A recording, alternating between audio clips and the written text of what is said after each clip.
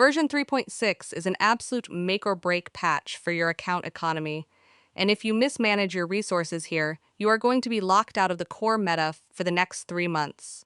Today, we are aggressively breaking down the exact pull count you can extract from the 3.6 patch cycle, comparing free-to-play earnings directly against Lunite and Battle Pass spenders, and I will give you a definitive, brutally honest conclusion on whether the upcoming banners are actually worth liquidating your stash for, or if they are just pure luxury bait designed to drain your account before the real power creep arrives.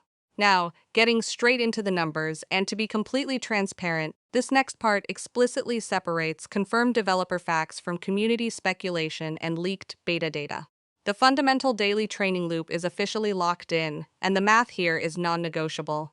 Over the course of the 42-day patch, if you complete your daily training every single day, you can expect around 2,560 Astrite. That is the absolute bedrock of your account income, and skipping even a few days drastically impacts your pity thresholds. If you are swiping for the monthly pass, we know for a fact that the Lunite subscription adds another 3,780 Astrite directly to your bank over this same period. For the players who pick up the Battle Pass to accelerate their material farming, you will get an additional 680 Astrite along with 5 Lustrous Tides and 5 Radiant Tides. Here is what is actively shifting in the leaks versus what is strictly confirmed when we look at the actual playable content. Moving on to the localized story updates, the narrative drops are looking incredibly solid.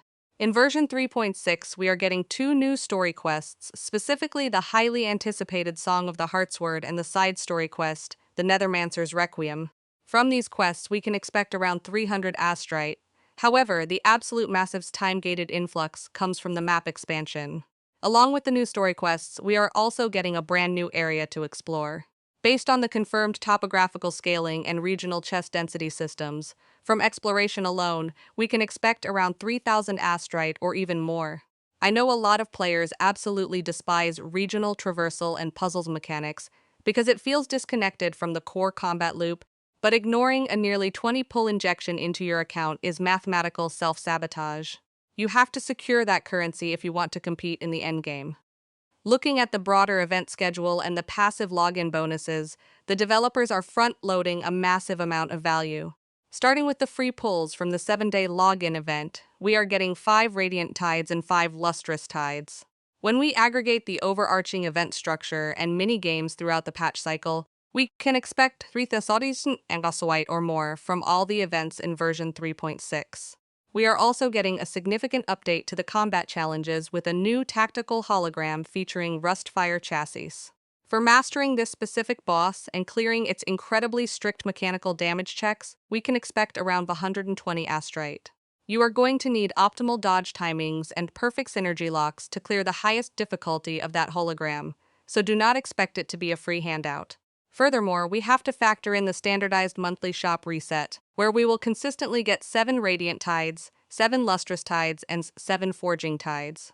Do not forget the mandatory maintenance drops either. As usual, we will also receive version update compensation, which should give us around 300 Astrite plus another 300 Astrite for bug fixes.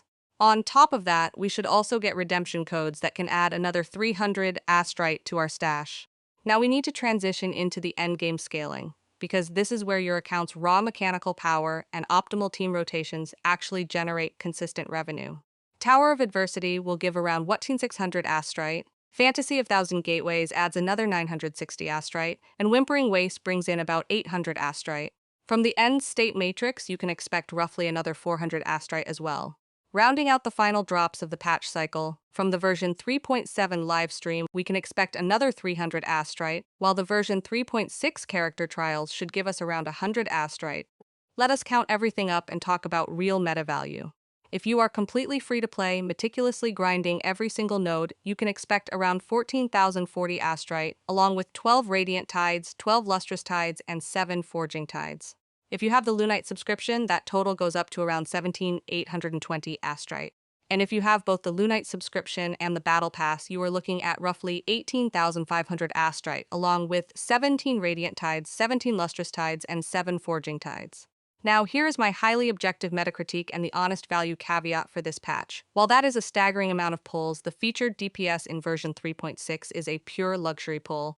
Yes, their base multipliers look incredible on paper, but their kit relies heavily on highly specific synergy locks and premium supports that you likely do not possess if you are strictly free to play. Some of your older Generation 1 units are absolutely falling off when it comes to the sheer damage thresholds required in the higher floors of the Tower of Adversity, but bankrupting your entire account for a character that fundamentally requires three other heavily invested units to function properly is an account-bricking maneuver. Hold your tides unless you are fully prepared for the massive vertical investment required to make them viable.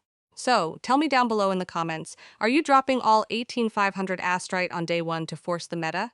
Or are you holding the line and saving your currency for a future character that offers more standalone account value? Optimize your farming routes, spend your resources wisely, and I will catch you in the next one.